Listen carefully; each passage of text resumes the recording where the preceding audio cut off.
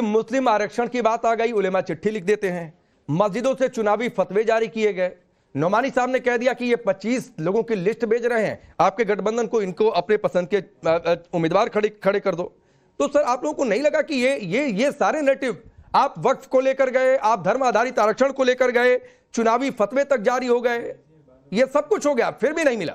एक मिनट राकेश, ये नोमानी साहब का लेटर और उसके बाद वो उलेमा बोर्ड का लेटर और वो कंडीशन, देखिए रिजर्वेशन माइनॉरिटी को सरकार तो दे ही नहीं सकती और रिलीजन बेस्ड आरक्षण रहता भी नहीं। जहाँ तक इकोनॉमिकली बैकवर्ड लोगों को देने का कंसेशन है, उसमें तो मुस्लिम जातियाँ थी, लेकिन ये उलेमा वाला लेटर या हमारे वो सजाद नोमानी वाला पत्र, ये हमको किरकिरी तो हुआ था और ये चीज़ों की ज़रूरत नहीं थी। नहीं तो भी मुसलमान जो वोटिंग करते हैं वो बीजेपी को वोटिंग कर ही नहीं रहे थे। तो ये चीज़ें आई कैसे, ये चीज़ों पे फिर पॉलिटिक्स हुआ कैसे और कोर इशू से चुनाव हटे कैसे। मैं बताता हूँ एक बात राकेश, अवधेश जी भी में से वो करेंगे कि केंद्र सरकार के पास कॉन्स्टिट्यूशन बदलने की पावर है, क्योंकि संसद बदलता है। तो उस वक्त वो नैरेटिव बहुत चला, लेकिन इस वक्त भी वो किताब लेके आ गए और ऐसे पत्ते बता रहे थे तो खुले थे। अब मुझे बताइए, राज्य सरकार के चुनाव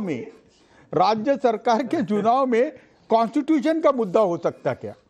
कैसा है, बेमौसम तथ्यहीन मुद्दे लेके आने से किरकिरी हो जाती ना, और लोग समझते हैं सब बात को, लोग समझते हैं। देखिए शुरुआत में लाड़की बहन योजना आई तो उसका विरोध कर दिया, कांग्रेस पार्टी ने अपने आदमी से PIL दलवा दी और फिर बोलने लगे कि लाड़की बहन योजना। ठीक है, एक मिनट। लेकिन अब हम आज देखते हैं तो लाड़की बहन योजना, और एक बात की थी राहुल जी ने, हम 50% के बाहर रिजर्वेशन कर देंगे, तो ये OBC तो घबरा गए और ओपन वाले भी घबरा गए कि अरे पूरा रिजर्वेशन कर देंगे। नहीं ठीक है, तो मैं अब थोड़ा आगे बढ़ लेता हूं। आपने अवधेश जी को कोट किया, जाऊंगा, लेकिन उससे पहले अजय वर्मा जी, ये तो आपके ही धागे खुल गए आज। किशोर तिवारी,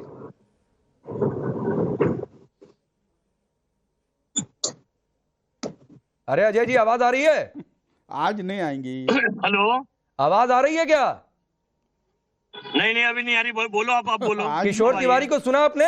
नहीं यार, ज्यादा मत बोलो। आज ही सुना।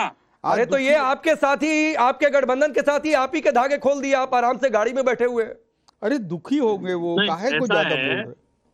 देखिए हम सुन लीजिए राकेश भाई, किशोर जी की अपनी विचारधारा है, हमारे गठबंधन के ही साथी हैं, कोई दिक्कत नहीं है। किशोर जी यहाँ बैठे हुए हैं, ये जीत जो है, जितनी आप नैरेटिव सेट करके दिखा रहे हैं, कोई जीत ऐसी नहीं है। अच्छा, इसका कारण है, जरा गौर से सुन लीजिए आप। महाराष्ट्र में इनकी सरकार थी और इनके पास ED, CBI, इनकम टैक्स और अडानी साहब और EC साहब, इन सबके सहयोग से अगर ये 231 तो कम लिए इन्होंने, इन्हें 250 से 280 के बीच लेनी चाहिए थी।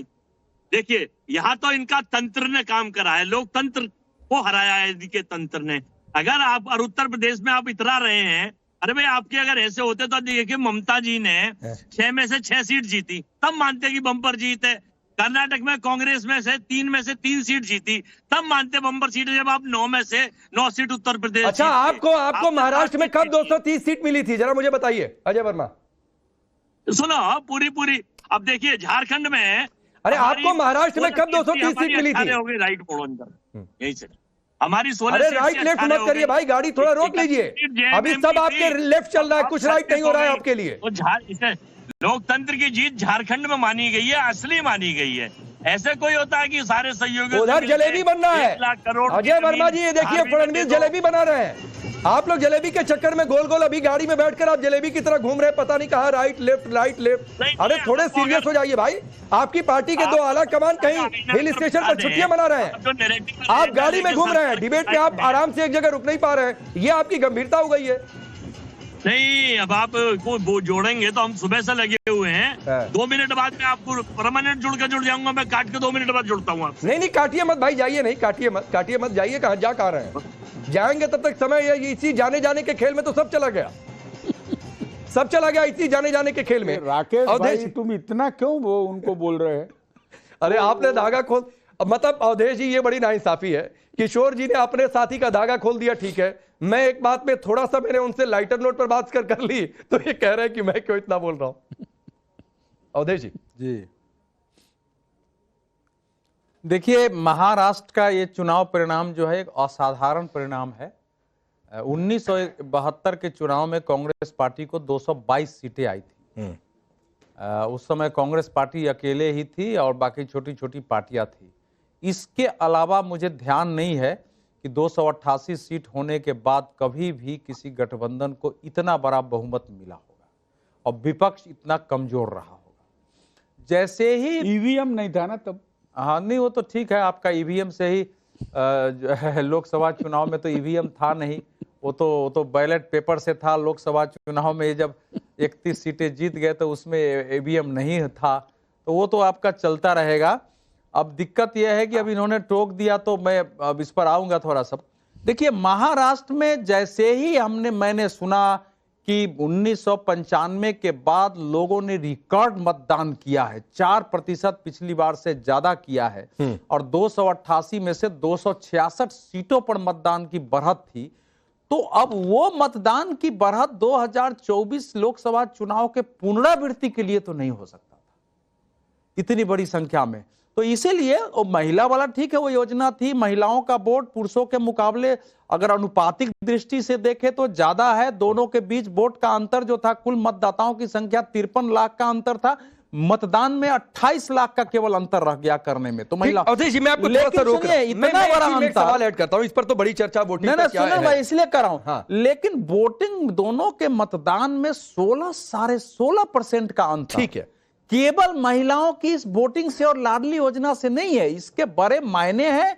ये एक आइडियोलॉजी की, विचारधारा की लड़ाई थी। ठीक है, महाविकास अघाड़ी ने कहा कि आइडियोलॉजी की लड़ाई है, बीजेपी ने कहा आइडियोलॉजी की लड़ाई है। तो अब उसमें ये आइडियोलॉजी क्या थी, इस पर बात नहीं करनी तो क्या पड़ेगी। ये सेट हो गया कि बटेंगे तो कटेंगे, एक है तो सेफ है, इस नारे ने हिंदुओं को एकजुट किया, और उसके तुलना में जो नारे सामने से आए, चाहे मुस्लिम आरक्षण का दांव चल दिया, चाहे मस्जिदों से चुनावी फतवे हो गए, चाहे मौलानाओं से कैंपेन करवा दिया गया, चाहे कुछ और बातें इस तरीके की हुई, आपको ये लगा कि ये एक नैरेटिव सेट हो गया और आगे आने वाले कई चुनाव में इसका असर देखने को मिलेगा?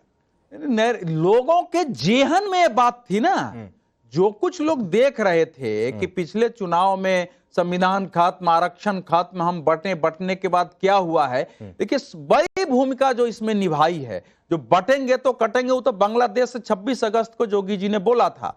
फिर उसके बाद प्रधानमंत्री ने महाराष्ट्र की सभा में बोला कि बटेंगे तो फिर विरोधी जो है महफिल सजाएंगे, फिर एक है तो सेफ है।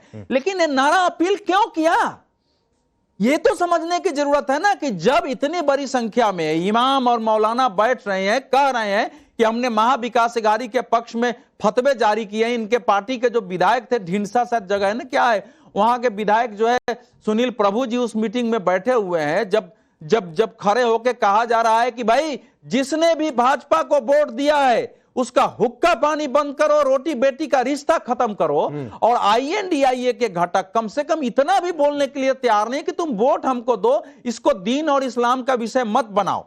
तो आखिर ये क्यों अंत तक गया है? और जोगी जी ने जो भाषण दिया ना, वो तो भाषण से वो अंश निकल के गली गली तक पहुंचा चुकी लोगों के। मैं आपके बरली से, आप ही के टेलीविजन पर माइक लगा था, एक मतदाता ने से पूछा कि आपने किस आधार पर मतदान किया, तो उसने कहा कि भाई मैं तो लोकतंत्र विरोधी हूं, मैंने कभी मतदान नहीं किया।